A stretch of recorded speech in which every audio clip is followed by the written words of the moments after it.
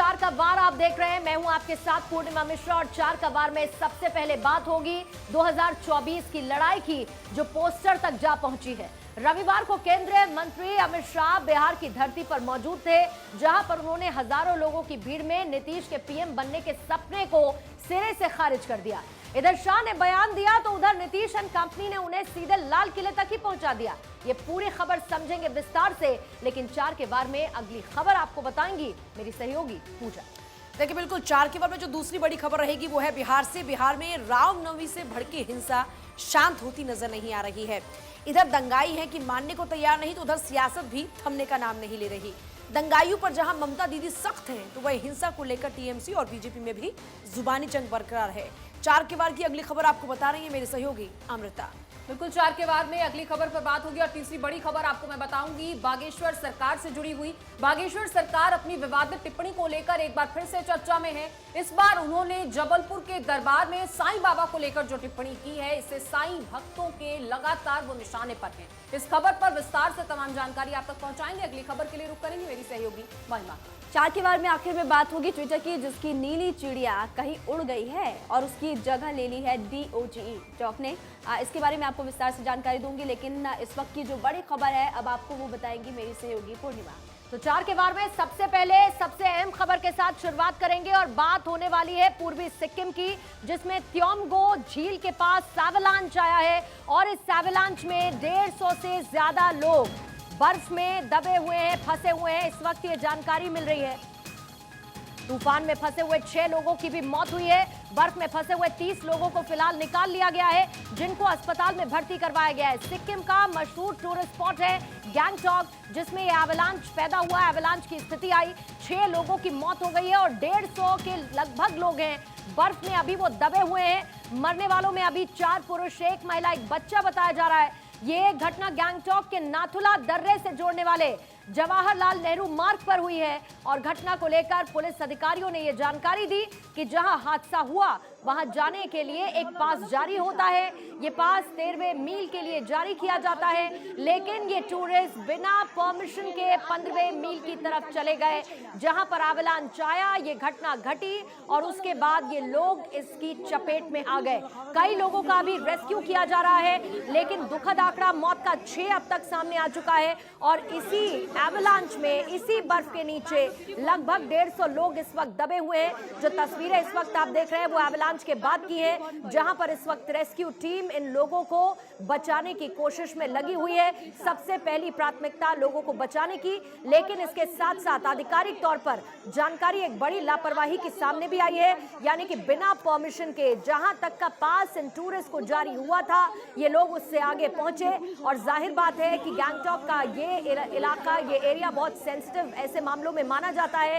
Avalanche आता है और इस हादसे की चपेट में ये लोग आ गए। त्योमगो झील के पास ये हादसा हुआ, एवलांच आया जिसमें कई लोग फंस गए और अभी भी लगभग 150 लोग हैं जो इस बर्फ के नीचे दबे हुए हैं, जिनको बचाने की हर एक मुमकिन कोशिश इस वक्त की जा रही है।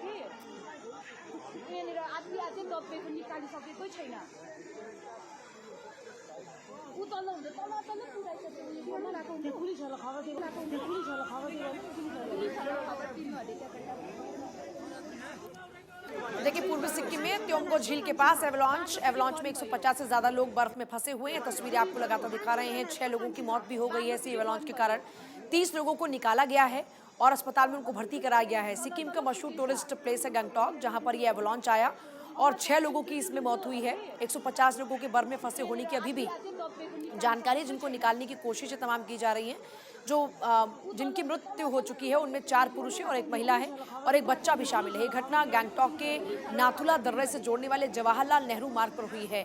इसी घटना को लेकर पुलिस अधिकारियों ने ये बताया है कि जहां पर ये हादसा हुआ है, दरअसल वहां पर जाने के लिए एक पास जारी होता है, लेकिन ये लोग 13वें मील के लिए ये पास जो है वो जारी किए जाते हैं, लेकिन टूरिस्ट बगैर परमिशन के ही 15वें यानी 13वें मील तक जाने की परमिशन होती है।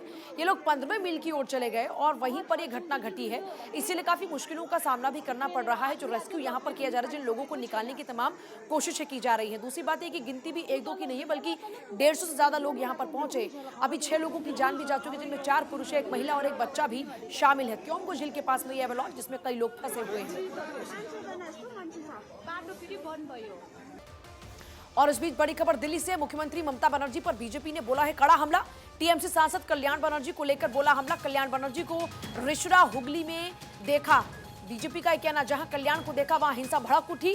कल्याण बनर्जी रामनवमी में क्या कर रहा था? क्या ममता बनर्जी कल्याण को गिरफ्तार करेंगी? सीएम ममता के करीबी हैं टीएमसी सांसद कल्याण बनर्जी। देखिए जो हिंसक घटनाएं सामने आई हैं वहां पर उन तस्वीरों में ये कल्याण बनर्जी नजर आ रहा है, जिसको लेकर बीजेपी हमलावर हो रही है और कहा कि क्या कल्याण बनर्जी के खिलाफ में कार्रवाई करेंगी ममता? जहां कल्याण को देखा गया क्योंकि वहीं पर ही हिंसा भड़की है।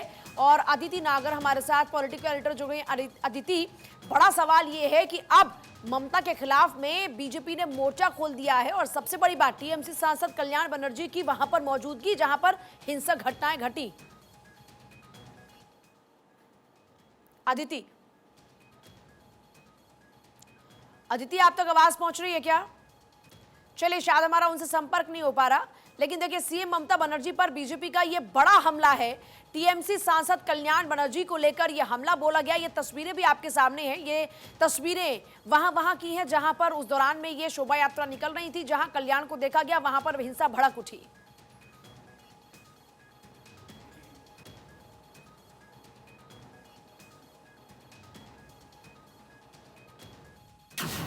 ममता दीदी का योगी बाबा वाला दाव, जो दंगा फैलाएगा घर से निकाला जाएगा। हिंसा के नाम पर सियासत अपने काम पर। पश्चिम बंगाल के मुख्यमंत्री ममता बनर्जी ने हावड़ा और हुबली में हुई हिंसा के बाद सख्त तेवर अपना लिए हैं। दीदी ने साफ कह दिया है कि दोषियों के खिलाफ सख्त कार्रवाई की जाएगी। मुख्यमंत्री ममता बनर्जी ने कहा कि राज्य में हिंसा करने वाले अपराधियों की संपत्तियों की कुर्की और उन्हें जब्त किया जाएगा।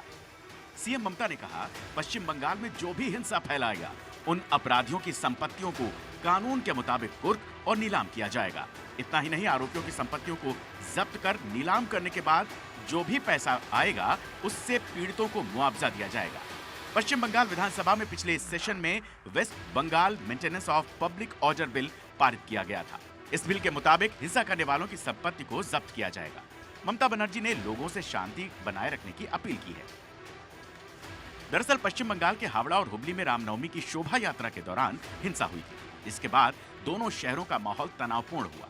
हुबली में इंटरनेट बंद है। बड़े पैमाने पर रैपिड एक्शन फोर्स इलाके का गश्त कर रही है। हुबली में हिंसा के बाद राज्यपाल सीवी आनंद बोस ने हिंसा प्रभावित हुबली जिले के रिशाड़ा और सेरामपुर का दौरा किया। इस दौरान उन्होंने मौके पर मौजूद पुलिस अधिकारियों से बातचीत की। अपने दौरे के दौरान राज्यपाल सीवी आनंद बोस ने साफ कहा कि हिंसा करने वालों को किसी भी कीमत पर बख्शा नहीं जाएगा। Of the disturbing developments that have been taking place here in the past few days. This is a pernicious trend. We will never allow the forces of darkness. We will take strict action against the wrongdoers. People of Bengal have suffered enough. No more of the suffering. People have a right for peaceful living. That right will certainly be established at any cost. TMC और BJP की जुबानी जंग जारी है। जहां दीदी ने BJP को दंगे का जिम्मेदार ठहराया, वहीं केंद्रीय मंत्री अनुराग ठाकुर ने दीदी पर निशाना साधा। उन्होंने कहा, रामनवमी की शोभा यात्रा को शांति से नहीं निकलने दिया जाता है। এখানে মিটিং এ এসেছি, আসবার জো নেই, সারাক্ষণ আমাকে পড়ে থাকতে হয় কখন বিজেপি গিয়ে কোথায় দাঙ্গা করবে। এরা বোঝে না বাংলার মানুষ দাঙ্গা ভালোবাসে না। দাঙ্গা করাটা বাংলার সংস্কৃতি নয়। দাঙ্গা আমরা করি না, মানুষ কখনো দাঙ্গা করে না। বিজেপির লোকেরা আজকে পারে না, তাই দাঙ্গা করবার জন্য বাইরের গুন্ডাদের ভাড়া করে নিয়ে আসে, এবং এটাকে আমি বলতে চাই দাঙ্গা নয়। लेकिन अपने ही देश में बंगाल और बिहार में जो स्थिति पैदा कर दो कि रामनवमी के समय भी आपको शांतिपूर्वक शोभा यात्रा ना निकलने दी जाए, आगजनी हो, पथराव हो, हत्या पर मजबूर कर दिया जाए, उस देश में जहां पर देश के प्रधानमंत्री दुनिया भर के देशों को कहते हैं this is not the era of war, Howrah और हुबली में हुई हिंसा को लेकर बीजेपी आक्रामक मोड में है। बीजेपी प्रदेश अध्यक्ष सुकांता मजूमदार एक बार फिर हिंसा प्रभावित हुबली जाने की कोशिश में थे, लेकिन पुलिस ने उनकी इस कोशिश को नाकाम कर दिया, जिसके बाद बीजेपी प्रदेश अध्यक्ष आग बबूला होकर धरने पर बैठ गए। रिसड़ा रेलवे स्टेशन पर पथराव के बाद माहौल तो खराब हुआ, लेकिन अभी स्थिति सामान्य है। स्टेशन पर आरपीएफ, जीपीएफ ने मिलकर फ्लैग मार्च किया। वहीं पुलिस घटना की जांच में जुटी है। अभी जो रात में जो घटना हुई थी उसमें पैसेंजर की सुरक्षा को देखते हुए कुछ समय के लिए ट्रेन संचालन जो था स्थगित हुआ था, और लेकिन रेल परिक्षेत्र सुरक्षित होने के कारण फिर रात में ही गाड़ियां पुनः चलना शुरू हो गई थी और स्थिति अभी पूरी तरीके से नियंत्रण में है रेल परिक्षेत्र में और स्थिति सामान्य है। दूसरी तरफ बिहार में दंगे की आग अभी ठंडी नहीं हुई है। राज्य के 6 जिलों में दंगे के बाद हालात तनावपूर्ण हैं। पुलिस की धरपकड़ जारी है, जहां दंगे की आग के साथ जुबानी जंग छिड़ी हुई है। इस बार निशाना साधा है AIMIM अध्यक्ष असदुद्दीन ओवैसी ने। उन्होंने बिहार दंगे के लिए सीधे नीतीश कुमार को जिम्मेदार ठहराया। नीतीश कुमार और तेजस्वी यादव ये चाहते हैं कि मुसलमानों को बिहार के हमेशा उनके दिलों में खौफ पैदा कर दिया जाए। तो सुनिए, ट्वीट से काम नहीं होगा। आप सत्ता में हैं, आप मंत्री हैं, आप पावर शेयर कर रहे हैं, क्यों नहीं अभी तक आप और आपके चचा जाकर उस जगह का इंस्पेक्शन करते, उस मदरसे अजीजिया का, उस मस्जिद को जुटाने की कोशिश की गई थी। हिंसाग्रस्त रोहतास जिले के सासाराम से एक बार फिर आगजनी की खबर सामने आई। आग फैलाने की घटना करबला में हुई, जिसके बाद तनाव और बढ़ गया। हालांकि इसे जिलाधिकारी ने नकार दिया। डीएम ने इस आग को शॉर्ट सर्किट से लगी आग बताया। स्टेट जो है 29 जगहों पे जो है डिप्यूट है हमारा, और बहुत से स्तरों पे जो है लोकल लोगों को हम लोग जो है सभी अफवाहों के संबंध में सच्ची जानकारी दे रहे हैं। तो अभी जिले में स्थिति शांतिपूर्ण है। रामनवमी जुलूस के दौरान नालंदा जिले के बिहार शरीफ और रोहतास जिले के सासाराम में हिंसा भड़क उठी थी। इस मामले में अब तक 173 लोगों को गिरफ्तार कर लिया गया है। माहौल गर्म है, जुबानी जंग तेज है। ऐसे में भारत 24 की लोगों से यही अपील है कि शांति बनाए रखें और अफवाहों पर बिल्कुल ध्यान न दें। Bureau report, Bharat 24। उधर बंगाल हिंसा पर सुकांता मजूमदार ने चिट्ठी लिखी है और उन्होंने ये चिट्ठी केंद्रीय गृह मंत्री अमित शाह को लिखी है।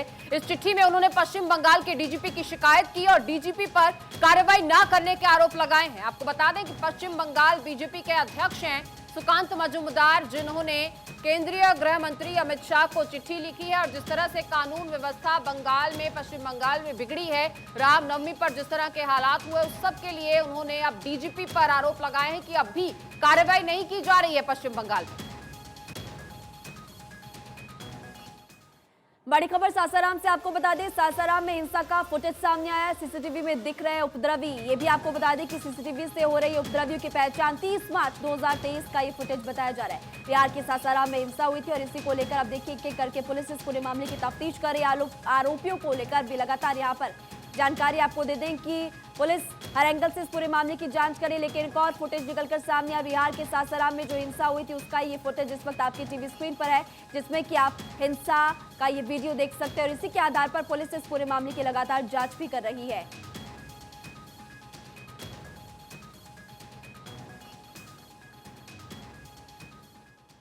लोकसभा चुनाव 2024 को लेकर दिल्ली में तो सियासी सरगर्मी तेज हो गई है। बिहार में इसका असर दिखने लगा है।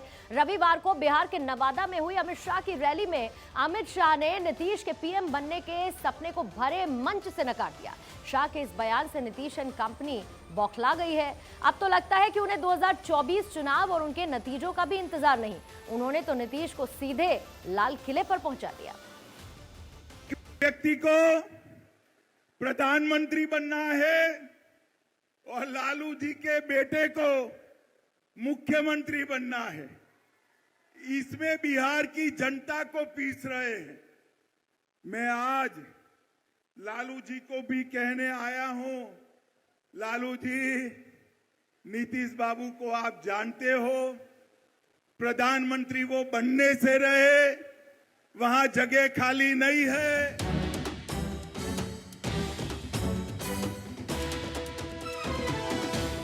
बिहार में 2024 की लड़ाई चरम पर है।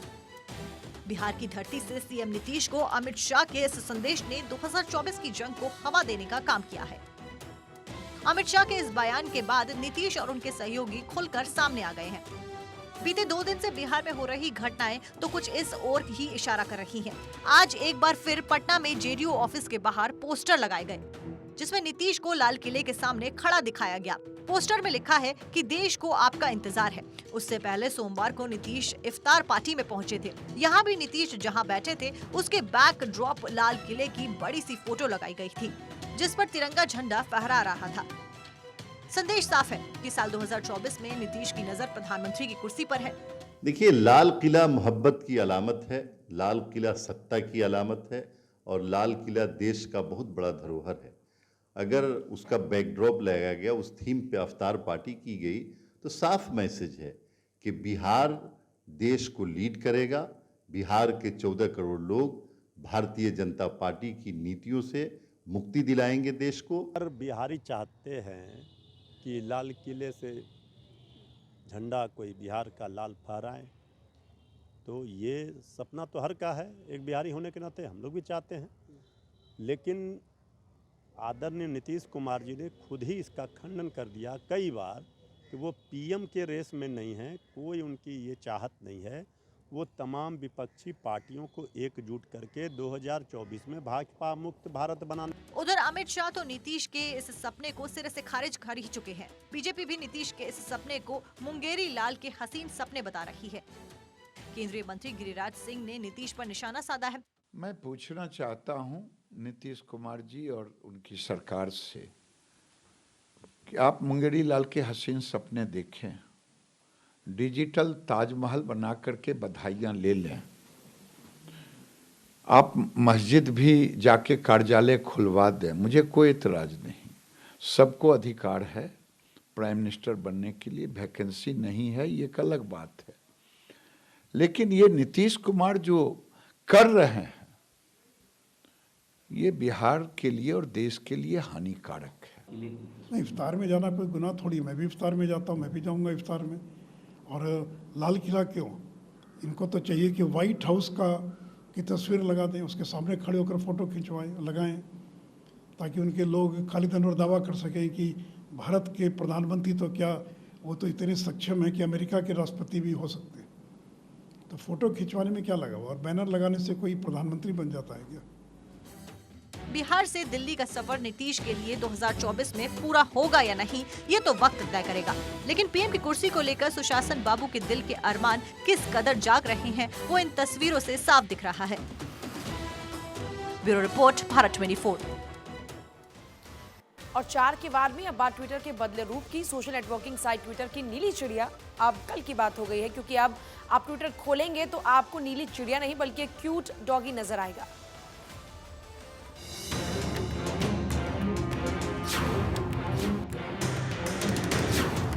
उड़ गई चिड़िया, आ गया डॉग।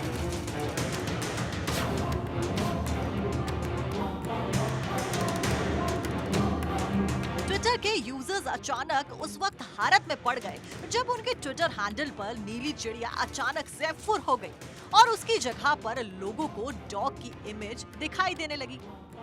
ट्विटर का लोगो बदलते ही यूजर्स हैरान हो गए और एक दूसरे से इस बदलाव को लेकर सवाल करने लगे, जिसके बाद देखते ही देखते ट्विटर पर #डॉग ट्वीट करने लगा। यूजर्स को लगा था कि ट्विटर को किसी ने हैक कर लिया है। कुछ देर बाद ही एलन मस्क ने एक ट्वीट किया, जिससे ये साफ हो गया कि ट्विटर ने अपना लोगो बदल दिया है। हालांकि ये बदलाव अभी सिर्फ वेब वर्जन पर नजर आ रहा है, मोबाइल ऐप पर नहीं। इसी के साथ ही एलन मस्क ने अपने उस वादे को भी पूरा किया है जो उन्होंने अपने एक ट्वीट पर एक यूजर से किया था। आपको पता है कि माइक्रो ब्लॉगिंग साइट ट्विटर ने अपना लोगो बदल दिया है। जी हाँ, चौंकिए मत। दरअसल ये खबर सुबह आती है और इसकी पुष्टि सुबह होती है जब ट्विटर के मालिक एलन मस्क ट्वीट कर इसकी जानकारी देते हैं और बताते हैं कि ट्विटर का लोगो ऑफिशियली चेंज कर दिया गया है। पहले ट्विटर का लोगो एक नीले रंग की चिड़िया यानी कि ब्लू कलर की बर्ड हुआ करती थी, लेकिन अब उसे बदलकर एक डॉग बना दिया गया है। एक डॉगी का लोगो आपको दिखाई देगा। पहले यूजर्स ने ये सोचा कि ट्विटर शायद हैक हो गया है या पता नहीं क्या हो गया है, जो ब्लू बर्ड की जगह एक डॉगी नजर आ रहा है। लेकिन बाद में जब ऑफिशियल अनाउंसमेंट हुई एलन मस्क द्वारा, तब इसकी पुष्टि हुई कि नहीं, लोगो वाकई बदल दिया गया है। मैं आपको बताती हूँ कि किस कदर आपको ये लोगो दिखाई देगा। तो देखिए, ये है ट्विटर का नया लोगो, जिसको पहले एक बर्ड हुआ करती थी, फिलहाल इसे बदलकर एक डॉगी कर दिया गया है। कुछ इस प्रकार का लोगो ट्विटर ने अब अपना रख दिया है। हालांकि जो यूजर्स मोबाइल फोन में ट्विटर यूज करते हैं वो लोग सोच रहे होंगे कि हमारा एप्लीकेशन में तो कोई ऐसा चेंज नहीं हुआ है और अपडेट करने के बावजूद भी हमें डॉगी नहीं दिखाई दे रहा है और ब्लू बर्ड ही दिखाई दे रहा है। तो उनके लिए मैं ये बात क्लियर कर दूं कि ये अपडेट और ये चेंजेस केवल अभी वेब पर दिखाई दे रही हैं। अगर आप देखें यहाँ पर, ये मेरे फ़ोन में, तो इसमें अभी भी पुराना लोगो ही दिखाई दे रहा है, यानी कि फ़ोन में जो लोग ट्विटर यूज़ करते हैं उनको ब्लू बर्ड ही दिखाई दे रही है। लेकिन वेब के यूजर्स के लिए ये लोगो बदलकर ये वाला देखिए डॉग का लोगो कर दिया गया है। एलन मस्क ने पिछले साल जब ट्विटर की कमान संभाली, उसी के बाद से एलन मस्क लगातार चर्चाओं में बने हुए हैं। चाहे वो लोगों की छटनी से संबंधित हो, ट्विटर को एक पेड प्लेटफॉर्म बनाना हो, वेरीफाइड टिक्स के कलर चेंज करना हो या तमाम ऐसी चीजें। फिलहाल ये एक बड़ा बदलाव ट्विटर में, माइक्रो ब्लॉगिंग साइट में, जिसका लोगो एक ब्लू बर्ड से चेंज कर एक डॉगी में तब्दील कर दिया गया है। एलन मस्क ने 27 अक्टूबर 2022 को $44 बिलियन देकर ट्विटर को खरीदा था। इसके बाद मस्क ने कंपनी के 4 टॉप ऑफिशियल्स को निकाल दिया था। इनमें सीईओ पराग अग्रवाल समेत कई बड़े नाम शामिल थे। 50% से ज्यादा कर्मचारियों को निकाला। एलन मस्क ट्विटर से 7,500 एम्प्लॉइज में से 50% से ज्यादा कर्मचारियों को निकाल चुके हैं। इसके बाद उन्होंने बचे हुए एम्प्लॉइज को कंपनी में बने रहने के लिए अल्टीमेटम देते हुए ईमेल भी किया था। ट्विटर पर ट्रंप की वापसी करवाई। नवंबर 2022 में मस्क ने अमेरिका के पूर्व राष्ट्रपति डोनाल्ड ट्रंप का ट्विटर अकाउंट बहाल किया था, जिसे लेकर उन्होंने ट्विटर पर ट्रंप की वापसी को लेकर एक पोल किया था। उन्होंने पूछा था कि क्या ट्रंप का अकाउंट बहाल किया जाना चाहिए। 52% लोगों ने हाँ में जवाब दिया था। Blue subscription service. Elon Musk ने कहा था कि ट्विटर पर ब्लू टिक यानी कि वेरीफाइड अकाउंट के लिए यूजर को अब हर महीने $8 यानी कि करीब 660 रुपए देने होंगे। ये चार्ज सभी देशों में अलग अलग होगा। 27 अक्टूबर को ट्विटर खरीदने के 5 दिन बाद एलन मस्क ने इसका ऐलान किया था। हालांकि फेक अकाउंट की बढ़ती संख्या के कारण अभी इस सर्विस को होल्ड पर रखा गया है। अब ये सर्विस जल्द रीलॉन्च होगी। Bureau report, Bharat 24। तो इस रिपोर्ट के जरिए आपने देखा कि मस्क ने बदला ट्विटर का लोगो। इसके बारे में विस्तार से जानकारी हमने आपको दी। फिलहाल 4 के बारे में इतना ही।